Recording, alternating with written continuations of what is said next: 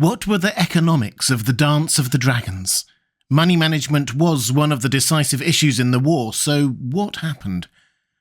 Hi everyone, this is Robert. Welcome to Deep Geek. On this channel we cover House of the Dragon and A Song of Ice and Fire in full. Breakdowns, theories and lore, as well as other great fantasy like The Lord of the Rings and The Witcher. If you like the sound of that, there's a subscribe button in the bottom right of your screen. I should probably say that there are spoilers here for the story in Fire and Blood, so probably also what will happen in House of the Dragon, assuming they stick to the details of that story. Let's start by setting out the position in the build-up to the dance. Broadly speaking, there had been a long period of economic prosperity and stability for the Seven Kingdoms. The reign of Jaehaerys I had been hugely important for the still relatively young combined kingdom. Under the first three kings, the kingdom had been at almost continual war, the conquest, the ongoing battles with Dorne, in civil war with rival claimants, with the Faith of the Seven and so on. But under Jaehaerys and Alysanne, there was peace.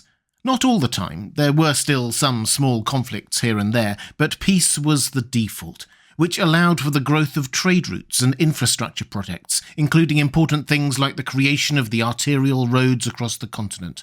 The King's Road, for example, reduced travel times between Storm's End, King's Landing, the Riverlands and the north, opening up overland merchant routes. Also, King's Landing was cobbled. Drainage and water supply systems were installed. The creation of a unified code of laws also helped, ensuring consistency and stability. All pretty basic stuff, but necessary. And all this continued into Viserys' reign. Fire and Blood states that many consider the reign of King Viserys I to represent the apex of Targaryen power in Westeros. We're told that it was peaceful and prosperous, and that his open-handedness was legendary, lavishing gold and honours on his favourites. So wealth wasn't just being hoarded by the crown, it was being spread to others too. The Iron Throne had been in some significant debt in Jaehaerys' early years, but the Alyssa Farman Dragon Egg incident and Rhaego Draz's clever management of the treasury meant that by Viserys' time, the coffers were full again. As well as the Targaryens, there were three other houses with significant economic strength that we should note as the Dance of the Dragons loomed. First, the Velaryons. Corlys Velaryon had finished his 9 voyages by the time of the dance, and they had brought him great wealth. His last voyage, to Qarth, had seen him return with 14 ships filled with silk, rare spices, and even elephants. He and his house instantly became the richest in the land, rich enough to build a new castle, triple the size of his navy, and support the growth of a new trading port on Driftmark, Spicetown. Soon, Spicetown started diverting trade from elsewhere, making House Velaryon even richer. The family the Velaryons had overtaken in the Westerosi rich list were of course the Lannisters. Not that they were any poorer, they were literally sitting on a goldmine. The Hightowers were the third super-rich house. Old Town was still a massive city. The Maesters and the Faith, both bankrolled by the family, were still hugely powerful, but perhaps with the coming of the Targaryens and the sudden wealth of the Velaryons, some may have viewed them as falling down the league table a bit. Anyway, war broke out more due to family, succession and personality issues, but economics was immediately thrust to centre stage. Team Green had almost all of the early advantage in this respect. They had the wealth of the Lannisters and the Hightowers, and also the wealth of the Iron Throne itself. Probably the most important economic decision of the entire war was what to do with that treasury. A decision was made to split it. A quarter went to the Iron Bank of Braavos for safekeeping, a quarter went to Old Town, a quarter to Casterly Rock, and only a quarter stayed in King's Landing to support the war effort. The impact of this will become very important later on. With the Greens sitting on such a large pile of cash, the Blacks had to try to maximise their own advantage, namely at first their sea power. They blockaded Blackwater Bay, preventing ships, including supply ships, from getting to King's Landing, and also merchants from getting out. When combined with the inevitable destruction wrought by the ground war and dragon raids in the Riverlands and down into the Reach, this led to real-world problems for the people of King's Landing. Food costs skyrocketed, basics became scarce. The Greens did attempt to break this blockade. Otto Hightower wrote to the Triarchy to ask them to attack the Blacks. His enticement was, again, an economic one. Exclusive trading rights in King's Landing, as well as, of course, removing Velaryon control over important shipping lanes. The plan didn't really go as planned, though. The Triarchy fleet arrived very late, and when they did, they were defeated by the arrival of the new dragon seeds on their dragons. However, before the Triarchy fleet limped back home, they did force one huge economic impact. They sacked Spicetown and burned High Tide, Corlys Velaryon's new castle. All the treasures he had brought back from the Far East were destroyed. House Velaryon's brief reign as the richest house in Westeros was ended. The Greens also tried to oppose the Blacks' advantage by sea by recruiting the Ironborn to their side, but Dalton Greyjoy ignored that, instead just going back to doing what the Ironborn do, raiding the west coast of Westeros. They attacked Lannisport, seizing 3/4 of the ships, sacking the city, and making off with untold wealth. Not the Lannisters' personal wealth, unlike what happened to the Velaryons, but crippling them nonetheless. So the Velaryons' finances took a big hit on one side, and the Lannisters did on the other side.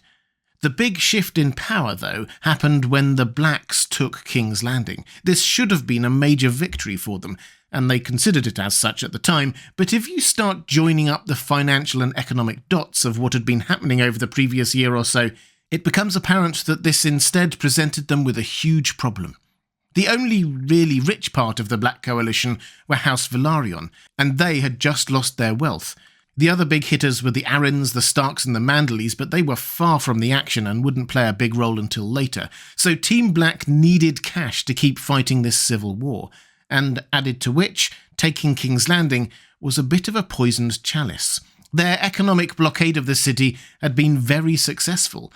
As is often the case with these kinds of sanctions, the wealthy in the Red Keep just kept on as before, perhaps having slightly less expensive wine or one fewer meat course at their meals. The people who really suffered were the small folk, and they were really suffering.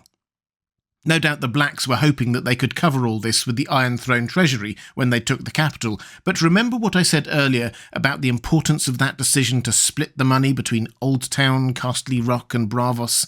King Aegon had spent the rest of the money that had been left in King's Landing, so the treasury was empty. What were they to do? They needed money. Lord Celtigar, the Master of Coin, set immediately to taxing the people of King's Landing, who were already pretty ruined by the war. We read that taxes on wine and ale were doubled, port fees tripled. Every shopkeeper within the city walls was assessed a fee for the right to keep his doors open. Innkeeps were required to pay 1 silver stag for each bed in their inns. Entry and exit fees were brought back and tripled. A tax on property was decreed. Rich merchants in their manses or beggars in hovels, all must pay. The treasury was replenished, but Rhaenyra's reputation as the realm's delight was completely trashed. The people who once loved her now hated her. The people rallying to the shepherd with his anti-Targaryen and anti-dragon rhetoric, and the subsequent storming of the dragon pit, were direct consequences of this. If Rhaenyra had raised money in other ways than forcing the last pennies from the hands of the city's poorest, then perhaps she might have survived, but she didn't. The dragon pit was stormed, and she was forced to flee. The action in the war thereafter was largely a matter of the last throes of a continent on its knees. The most powerful houses were those who had managed to stay out of the main fighting for most of the first half of the war. The Baratheons, the Arryns, then the Starks.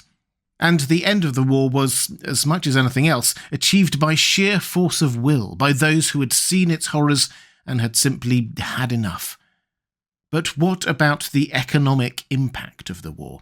Well, the human cost is obvious. Tens of thousands of people died. Farms, towns, and livelihoods were destroyed. It will have taken generations for people to get back on their feet. 2 of the largest ports on the continent were basically destroyed, Spicetown and Lannisport. In time, Lannisport did regain its former strength, but Spicetown never recovered.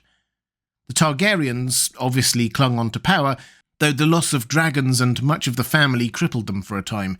Their treasury, amazingly, did also largely survive. It had been hidden away in Lannisport, Old Town and Braavos, but then came one of the most bizarre and left-field direct results of the Civil War, the Lysine Spring. When the Triarchy had briefly joined the war, they had captured Prince Viserys, Daemon and Rhaenyra's son, and in returning him made huge demands that the new King Aegon III was happy to pay, so delighted he was to have his brother back. 100,000 golden dragons, transferring the now third of the royal treasury from Braavos to the Rogaire Bank of Lys, honouring Lara of Lys's marriage to Viserys, and so on. And for a short time, known as the Lysine Spring, prosperity returned to King's Landing and Westeros more broadly in the wake of the Civil War. The Rogaires offered big returns to anyone wanting to bank with them, invested heavily in King's Landing, and trade returned. All seemed well, but then a series of assassinations, probably by the Faceless Men on orders from the Iron Bank of Braavos, brought the whole thing crashing back down.